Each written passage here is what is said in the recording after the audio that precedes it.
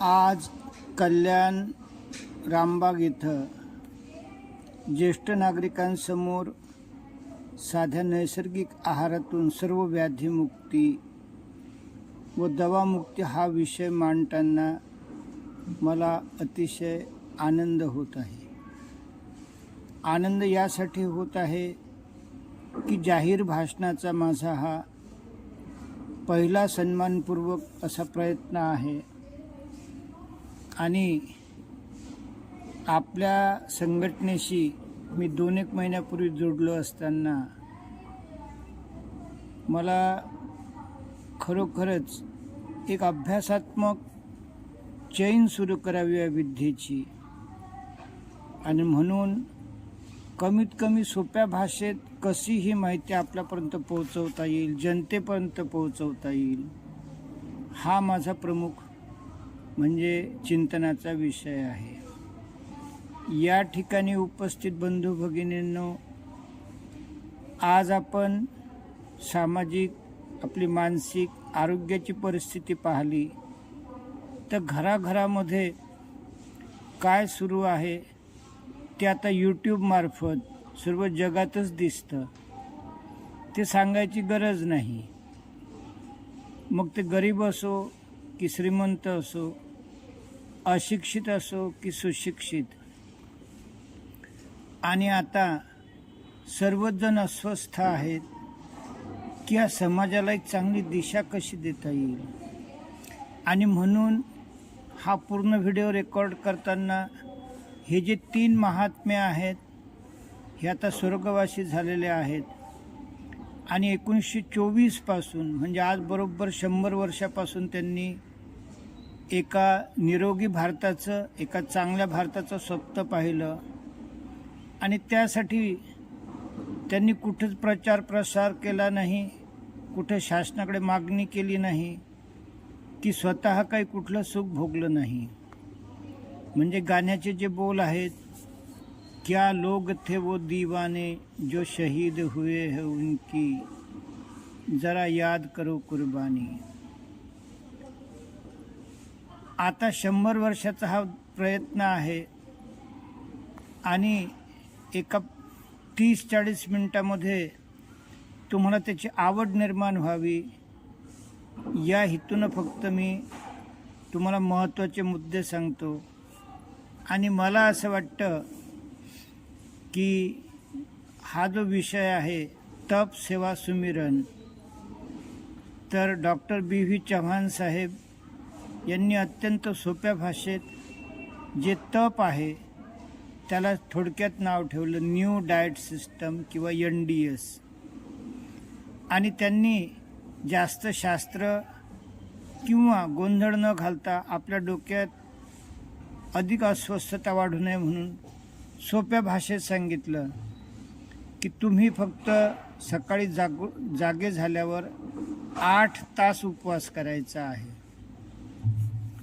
आता 8 तास आपण वयोवृद्ध आहात, बऱ्याच जणांना शक्य होईल, पण ज्यांना डायबिटीस किंवा इतर काही आहेत त्यांना शक्य होणार नाही.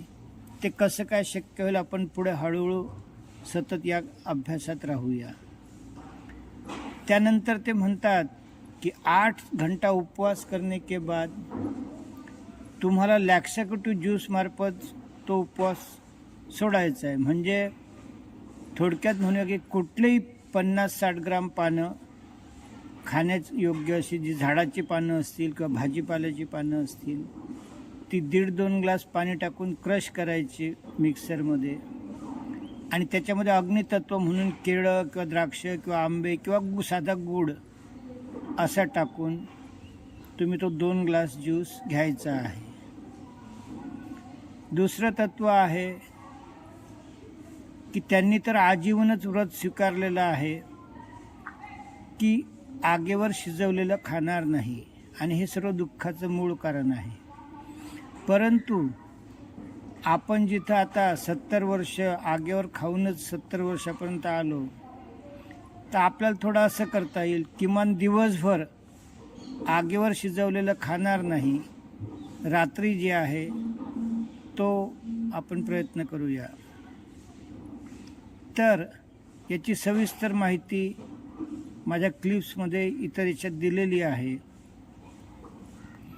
यानंतर या विद्येचं जे महत्त्वाचं अंग आहे त्याला एनिमा म्हणतात. डी चव्हाण साहेबांनी, बी चव्हाण साहेबांनी त्याला संजीवनी नाम दिलेलं आहे की महिनाभर तरी सकाळ संध्याकाळ संजीवनी क्रिया करायची. आणि याचे जे सूक्ष्म गोष्टी आहेत, मी आपल्या लोकांशी सतत व्हॉट्सअप किंवा भाषणं यामार्फत कनेक्टेड राहील आणि एनिमाचं महत्त्व आपल्याला समजावून सांगेन. यानंतर महत्त्वाचा याच्यामधला मुद्दा आहे की या विद्येमध्ये ध्यानाला सुद्धा अनन्यसाधारण महत्त्व दिलेलं आहे. आणि आज 4 वर्ष झाले मी माझा प्रत्येक क्षण याच ध्यासामध्ये असल्यामुळे, जसं आपण घर जे आहे दिवसा 5-6 वेळा झाडतो, भलाही ते सकाळ संध्याकाळ व्यवस्थित झाडतो आणि दुपारी कोणी पाहुणे आले, नाश्ता केला, थोडाफार झाडू मारला, केलं घर स्वच्छ. तर अशा प्रकारे आपण दिवसातनं 5-6 वेळा 5-10 मिनटं जरी ध्यान करत राहिलं आणि सकाळी झोपेतून उठताना आणि झोपताना जर 10 ते 15 मिनिट दीर्घ ध्यान केलं तर ते आपल्या मनावर जे संस्कार साठतात, जे मळ साचतात, ते निघून जायला मदत होईल. आणि याच्यातलं तिसरं अंग आहे सेवा. तर जिथं आता इथं हे ज्येष्ठ नागरिक संघाचं कार्यालय आहे, हे जनसेवेसाठीच आहे. तर थोडक्यात असं म्हणता येईल की कोणतेही पैसे न घेता केलेली सेवा म्हणजे ही निस्वार्थ सेवा म्हणता येईल. तर अशा रीतीनं आता या विद्येचे आपण हे जे आता 3 महात्म्य आहेत, 100 वर्षापासून यांचा फक्त 5 गोष्टीवर प्रयोग सुरू आहे. अर्थात ती बाब आता यांचे पुढचे वारसदार डॉक्टर गोपाल शास्त्री आणि श्यामा दिदी ह्या करत आहेत. आणि तो काय आहे तर त्या गोष्टी आहेत की या ब्रह्मांडातला, या पृथ्वीवरचा प्रत्येक जीव निरोगी कायासाठी धडपडत असतो. आणि तो ज्या 5 गोष्टीकडे पाहतो तिथं भ्रम आहे, सत्यता नाही. सत्य आणि भ्रम काय आहे हे मी सांगतो. तर निरोगी कायासाठी आपले सर्वसाधारण कन्सेप्ट आहेत की भोजनमध्ये शक्ती आहे, औषधीमध्ये आरोग्य आहे, पैशामध्ये सुख आहे, पुस्तकामध्ये ज्ञान आहे आणि मुलं बाळा आप्त इष्ट यांच्यामध्ये प्रेम आहे. आणि मला वाटतं तुम्ही या गोष्टीला सहज सहमत व्हाल. परंतु आपण प्रत्यक्षात जर पाहिलं तर रामायण किंवा ग्रंथांमधून या लोकांनी ही 5 तत्व स्वीकारलीत आणि त्यांनी म्हटलं की भोजनमध्ये शक्ती नाही, औषधीमध्ये आरोग्य नाही, पैशामध्ये सुख नाही, पुस्तकामध्ये माहिती आहे, ज्ञान नाही आणि आप्तइष्टांमध्ये कर्तव्य आहे, प्रेम नाही. बस एवढ्या ह्या महत्त्वाच्या गोष्टींच्या भोवती हे संपूर्ण समाज परिवर्तनची जी नवीन दिशा आहे ते विचार फिरतात. आणि ते कसे कसे ते आपण इन ड्यू कोर्स माहीत करून घेत राहू, अनुभव करत राहू आणि मग पुढे एक एक पायरी चालूया. मान्यवरांनो, पहिल्या 10 मिनिटांमध्ये मी आपल्याला सर्व नैसर्गिक आहारातून सर्व व्याधीमुक्ती, दवामुक्ती हे सांगितलं. आता तुम्ही जेव्हा एक 40 मिनिटांमध्ये हे विचार घेऊन जाल, जर तुम्हाला त्याचा उपयोग झाला तरच मलाही आनंद वाटेल. आणि म्हणून 4 वर्षापासून हे विचार तुम्हाला सोप्या रीतीनं कसे सांगता येतील याचे माझे चिंतन सुरू होते. आणि नुकतंच 25 फेब्रुवारीला मी जेव्हा मुलुंडला गेलो तर डॉक्टर बी चव्हाण वय 74, जे फक्त नैसर्गिकच न शिजवलेलं अन्न घेतात, त्यांनी हा विषय सोप्या भाषेत समजावून सांगितला. आणि तो कशा रीतीने सांगितला तर त्यांनी सांगितलं की मानवानं अनेक प्रकारची वाहनं बनवलीत, जसं बैलगाडीवर चालणारं, कोळशाच्या वाफेवर चालणारं, डिझेल, पेट्रोल, गॅस, विमानाचं गॅसोलीन, अशा वेगवेगळ्या प्रकारच्या. आणि मला वाटतं हे उदाहरण खूप चांगलं आणि समजण्यासाठी सोपं आहे. समजा आपली बाईक आहे ती आपण पेट्रोलवर चालवतो आणि त्याच्यामध्ये जर डिझेल टाकलं तर काय होईल? ते वाहन चालणारच नाही, बिघडणार. तर अशाच प्रकारे मानवानं ज्या प्रकारे आपली वाहनं बनवली तशीच वाहनं देवानं सुद्धा बनवली आणि त्यांची इंधनसुद्धा वेगवेगळ्या प्रकारची आहेत. उदाहरणार्थ देवाचे काही जीव फक्त इंधन त्यांचा सूर्यप्रकाश, पाणी आणि हवा, आणि याचं छान उदाहरण आहे आपले वृक्ष किंवा झाड. देवानं दुसऱ्या प्रकारचे जे जीव बनवले त्यामध्ये इंधन आहे अन्नधान्याचे कण आणि पाणी, आणि याचं सुंदर उदाहरण आहे पक्षी. तिसरं मासे वगैरे जलचर पाण्यामध्ये राहतात, त्यांना त्या प्रकारचं इंधन असतं. अशाच प्रकारे परमेश्वरांनी मानवासाठी जे इंधन किंवा अन्न लिहून दिलेलं आहे ते अभ्यासण्यासारखं आहे की गीता असो, कुराण, बायबल, शीखबंध, त्रिपिटक या सर्व ग्रंथांमध्ये त्याचा उल्लेख आहे. आणि मानवाचं अन्न 9 प्रकारचं आहे, आणि ते कुठलं आहे तर पानं, फुलं, फळ, कंद, मूळ, यापुढे हवा, पाणी, प्रकाश, आकाश आणि उपवास, असं 9 प्रकारचं इंधन मानवाचं आहे. आता ही 9 इंधनची म्हणजे सिस्टम देवानं आखून दिली होती. मात्र मानवाने काय केलं की ते आपल्या रीतीनं सुरू केलं आणि तिथूनच हा सारा गोंधळ झालेला आहे. आणि म्हणून माझी आपल्याला विनंती आहे की हे जे ईश्वरानं आखून दिलेलं 9 प्रकारचं इंधन आहे याचा तुम्ही फक्त 1 महिना अनुभव घ्या आणि मग जीवनामध्ये पहा काय चमत्कारिक बदल होतात. आता हे जे आता 9 प्रकारचे इंधन आहेत तर पहिलं आपण घेऊया की उपवास. तर तुम्ही रोज गुरुजींनी सोपं सांगितलं की झोपेतून उठल्यावर 8 तास पोटात पाणीसुद्धा टाकायचं नाही. हा पण सर्वांनी लक्षात घ्या, वहीवर लिहून काढा की सकाळी उठल्यानंतर 8 तास पोटात काही टाकायचं नाही. पहा तुम्ही जीवनभर निरोगी आणि चांगले राहता की नाही. अर्थात एकदम 8 तास जमत नसेल तर 7 तास, 6 तास, 5 तास असा प्रयत्न करा, आणि निश्चितच एका वर्षामध्ये तुम्ही 8 तास उपवासावर सहज येऊ शकाल. त्यानंतर दुसरं, हा उपवास झाला, आता पुढे काय करायचं तर तो ब्रेक करायचा, म्हणजे लॅक्सॅटिव्ह ज्यूस, तो लिंबू, हिरवी पानं आणि फळांचा ज्यूस, अशा प्रकारे 1.5-2 ग्लास तुम्ही 8 तासांनी उपवास ब्रेक करायचा आहे ग्रीन ज्यूसच्या आधारे.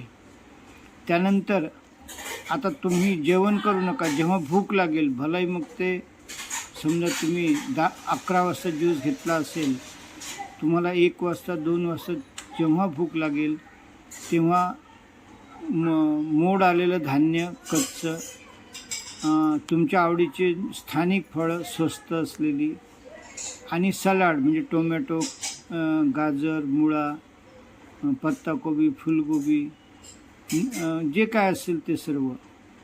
आणि अशा रीतीनं जेवण झाल्यानंतर 2 किंवा 3 तासांनी जेव्हा भूक लागेल तेव्हा 2 कारले आणि तेवढेच टमाट्याचा ज्यूस, ते बॉडी डिटॉक्सिकेट करतात. आणि त्यानंतरही थोडा तुम्हाला जर भूक लागली तर 50% नैसर्गिक वस्तू टाकून त्याचा उपमा किंवा भजे याचा तुम्ही नाश्ता करू शकता. पुढचं जो 9वं इंधन आहे ते तुम्हाला अंदाजे संध्याकाळी 7 वाजता त्याच्यात 20% कार्बोहायड्रेट, 60% शिजवलेल्या भाज्या आणि 20% डाळ अशा प्रमाणात जेवण करायचं आहे. तर तुम्ही फक्त 1 महिना ह्या प्रकारचं इंधन उपयोगात आणून पहा, आणि तुमच्या शरीरात काय काय बदल होतात ते स्वतःच अनुभव घ्या, आणि मग पुढे अधिक तुमची प्रकृती सुधारण्याच्या दृष्टीनं आपण प्रयत्न करूया. मान्यवरांनो, पहिल्या 10 मिनिटामध्ये मी आपल्याला सर्व नैसर्गिक आहारातून सर्व व्याधीमुक्ती, दवामुक्ती हे सांगितलं. आता तुम्ही जेव्हा एक 40 मिनिटामध्ये हे विचार घेऊन जाल, जर तुम्हाला त्याचा उपयोग झाला तरच मलाही आनंद वाटेल. आणि म्हणून 4 वर्षापासून हे विचार तुम्हाला सोप्या रीतीनं कसे सांगता येतील याचे माझे चिंतन सुरू होते. आणि नुकतंच 25 फेब्रुवारीला मी जेव्हा मुलुंडला गेलो तर डॉक्टर B.V. चव्हाण वय 74, जे फक्त नैसर्गिकच न शिजवलेलं अन्न घेतात, त्यांनी हा विषय सोप्या भाषेत समजावून सांगितला. आणि तो कशा रीतीने सांगितला तर त्यांनी सांगितलं की मानवानं अनेक प्रकारची वाहनं बनवलीत, जसं बैलगाडीवर चालणारं, कोळशाच्या वाफेवर चालणारं, डिझेल, पेट्रोल, गॅस, विमानाचं गॅसोलीन, अशा वेगवेगळ्या प्रकारच्या. आणि मला वाटतं हे उदाहरण खूप चांगलं आणि समजण्यासाठी सोपं आहे. समजा आपली बाईक आहे, ती आपण पेट्रोलवर चालवतो आणि त्याच्यामध्ये जर डिझेल टाकलं तर काय होईल? ते वाहन चालणारच नाही, बिघडणार. तर अशाच प्रकारे मानवानं ज्या प्रकारे आपली वाहनं बनवली, तशीच वाहनं देवानंसुद्धा बनवली आणि त्यांची इंधनसुद्धा वेगवेगळ्या प्रकारची आहेत. उदाहरणार्थ देवाचे काही जीव फक्त इंधन, त्यांचा सूर्यप्रकाश, पाणी आणि हवा. आणि याचं छान उदाहरण आहे आपले वृक्ष किंवा झाड. देवानं दुसऱ्या प्रकारचे जे जीव बनवले त्यामध्ये इंधन आहे अन्नधान्याचे कण आणि पाणी. आणि याचं सुंदर उदाहरण आहे पक्षी. तिसरं मासे वगैरे जलचर पाण्यामध्ये राहतात, त्यांना त्या प्रकारचं इंधन असतं. अशाच प्रकारे परमेश्वरांनी मानवासाठी जे इंधन किंवा अन्न लिहून दिलेलं आहे ते अभ्यासण्यासारखं आहे. की गीता असो, कुराण, बायबल, शीखबंध, त्रिपिटक या सर्व ग्रंथांमध्ये त्याचा उल्लेख आहे. आणि मानवाचं अन्न 9 प्रकारचं आहे. आणि ते कुठलं आहे तर पानं, फुलं, फळ, कंद, मूळ, यापुढे हवा, पाणी, प्रकाश, आकाश आणि उपवास, असं 9 प्रकारचं इंधन मानवाचं आहे. आता ही 9 इंधनची म्हणजे सिस्टम देवानं आखून दिली होती. मात्र मानवाने काय केलं की ते आपल्या रीतीनं सुरू केलं आणि तिथूनच हा सारा गोंधळ झालेला आहे. आणि म्हणून माझी आपल्याला विनंती आहे की हे जे ईश्वरानं आखून दिलेलं 9 प्रकारचं इंधन आहे, याचा तुम्ही फक्त 1 महिना अनुभव घ्या आणि मग जीवनामध्ये पहा काय चमत्कारिक बदल होतात. आता हे जे आता 9 प्रकारचे इंधन आहेत, तर पहिलं आपण घेऊया की उपवास. तर तुम्ही रोज, गुरुजींनी सोपं सांगितलं की झोपेतून उठल्यावर 8 तास पोटात पाणीसुद्धा टाकायचं नाही.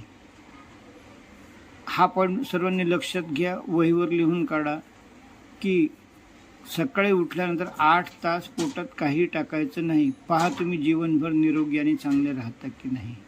अर्थात एकदम 8 तास जमत नसेल तर 7 तास, 6 तास, 5 तास असा प्रयत्न करा. आणि निश्चितच एका वर्षामध्ये तुम्ही 8 तास उपवासावर सहज येऊ शकाल. त्यानंतर दुसरं, हा उपवास झाला, आता पुढे काय करायचं तर तो ब्रेक करायचा, म्हणजे लॅक्सॅटिव्ह ज्यूस. तो लिंबू, हिरवी पानं आणि फळांचा ज्यूस, अशा प्रकारे 1.5-2 ग्लास तुम्ही 8 तासांनी उपवास ब्रेक करायचा ग्रीन ज्यूसच्या आधारे. त्यानंतर आता तुम्ही जेवण करू नका. जेव्हा भूक लागेल, भलाई मग ते समजा तुम्ही 11 वाजता ज्यूस घेतला असेल, तुम्हाला 1 वाजता 2 वाजता जेव्हा भूक लागेल तेव्हा मोड आलेलं धान्य, कच्चं, तुमच्या आवडीचे स्थानिक फळं, स्वस्त असलेली, आणि सलाड म्हणजे टोमॅटो, गाजर, मुळा, पत्ताकोबी, फुलगोबी, जे काय असेल ते सर्व. आणि अशा रीतीनं जेवण झाल्यानंतर 2 किंवा 3 तासांनी जेव्हा भूक लागेल तेव्हा 2 कारले आणि तेवढेच टमाट्याचा ज्यूस, ते बॉडी डिटॉक्सिकेट करतात. आणि त्यानंतरही थोडा तुम्हाला जर भूक लागली तर 50% नैसर्गिक वस्तू टाकून त्याचा उपमा किंवा भजे याचा तुम्ही नाश्ता करू शकता.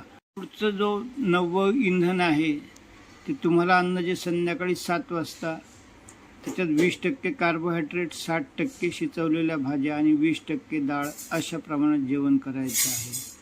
तर तुम्ही फक्त 1 महिना ह्या प्रकारचं इंधन उपयोगात आणून पहा आणि तुमच्या शरीरात काय काय बदल होतात ते स्वतःच अनुभव घ्या आणि मग पुढे अधिक तुमची प्रकृती सुधारण्याच्या दृष्टीनं आपण प्रयत्न करूया.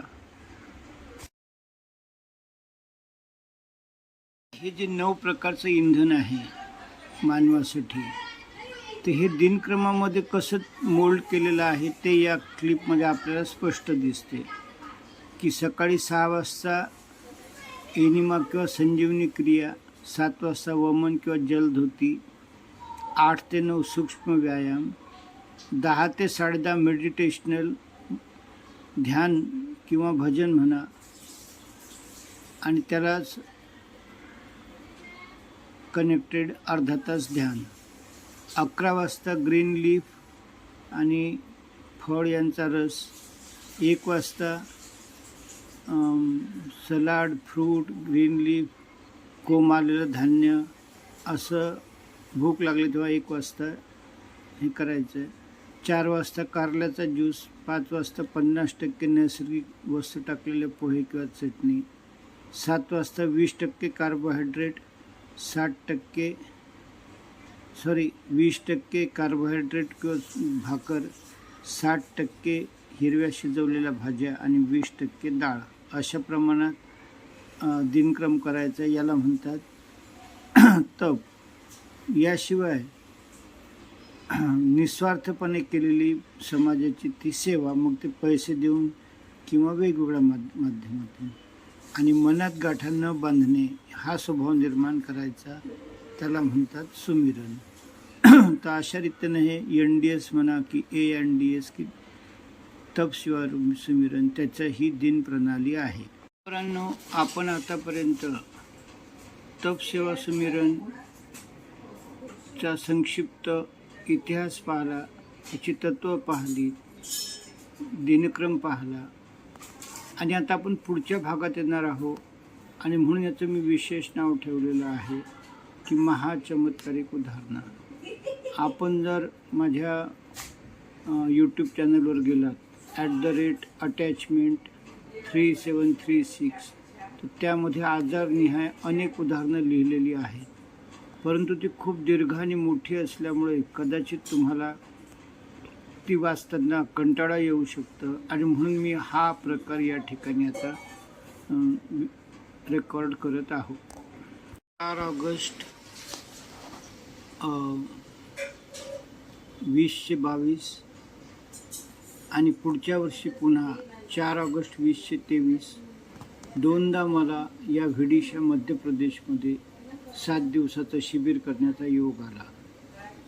आणि हे पहिलंच शिबिर असल्यामुळे फक्त कुतूहल म्हणून ऐकलं होतं. जेव्हा मी गेलो तेव्हा मी चकित झालो आणि तिथं जी मी उदाहरणं ऐकली त्यातलं मुख्यत्वे उदाहरण असं होतं की एक जाडजूड व्यक्ती उभी राहिली आणि त्यांनी म्हटली की आज मी 20 वर्षापूर्वीच देवाघरी गेलो असतो, कारण मला अन्न गिळणंच खूप कठीण झालं होतं, मात्र या विद्येमुळे माझी ती व्याधी गेली. वाचकांना मला दुसरं महाकुतूहल वाटलं की एक 35 वर्षाचा युवक होता. तो म्हणाला की कुठलं HAL डोळ्यांचा दवाखाना हैदराबादला, धर्मार्थ प्रामाणिक छान चांगलं हॉस्पिटल आहे, आणि ते त्या युवकाला बोलले की तू आता जगात कुठंच जाऊ नको, तुझे डोळे हळूहळू दर 6 महिन्याला 5% कमी होतील आणि 5 वर्षांनी तू पूर्णपणे आंधळा होणार. तर त्याचं भाग्य की त्याला ही विद्या मिळाली. आणि पुढे जेव्हा तो 6 महिन्याने गेला तर डॉक्टरांना समजा 90% डोळे 85% खराब झालेले असा अंदाज होता, तर ते 5% सुधारले होते. आणि ते डॉक्टर लोक चकित झाले की हे कसं काय शक्य आहे. यानंतर मी पुढचं उदाहरण ऐकलं, त्याचं तुम्ही म्हणजे केंद्र शासनाला धोरण तयार करावं, मोठं आर्टिकल लिहिलेलं आहे की नॉर्मल डिलिव्हरी आणि बिना सिझरिंग बाळ, मजबूत असं बाळ. तर तिथं दिग्पाल सिंग नावाचे कुटुंबीय त्यांच्या अपत्यासोबत त्यावेळेस होते. 2 वर्षाचं ते भरत नावाचं अपत्य होतं, आज 5 वर्षाचं झालेलं आहे. आणि दुसरा एक त्यांचा मुलगा होता तो 7वी-8वीमध्ये होता. तर त्यांनी सांगितलं की माझ्या मिसेसला वयाच्या 23व्या वर्षी ही मरणार होती आणि मग डॉक्टर बोलले की अपत्य आणि आई दोघंही मरतील. एक वाचलं तर भाग्य, 2 वाचलं तर महाभाग्य. ते दोघंही वाचले. वर्षभर आजारी होते, सारखे ॲडमिट होते आणि असं त्या स्त्रीला कित्येक वर्ष पुढे दुसरी गर्भधारणा झालीच नाही. किंबहुना त्यांनी ती आशा सोडली आणि वयाच्या 37व्या वर्षी त्यांच्या जीवनामध्ये ही विद्या आली. म्हणजे हे आहार, वमन, जलधोती, उपवास, ध्यान. आणि 44व्या वर्षी त्या स्त्रीला प्रेग्नन्सी झाली आणि एका 10 मिनिटामध्ये डिलिव्हरी आणि अत्यंत गुणवान असं बाळ. तर हा माझ्या जीवनातला महान न्याय पाहिलेला चमत्कार. आणि शिवराज चव्हाणला मी त्यावरून आपण भारतासाठी धोरण करूया असं मी पाठपुरावा करत आहोत. अशाच रीतीनं त्या ठिकाणी मला वजन इतकं कमी झालं जवळपास, म्हणजे तशी 4-5 उदाहरणं होती की एका 6 महिन्यामध्ये त्यांचं वजन 20 ते 30 किलो कमी झालं. असे चमत्कार ऐकायला मिळाले.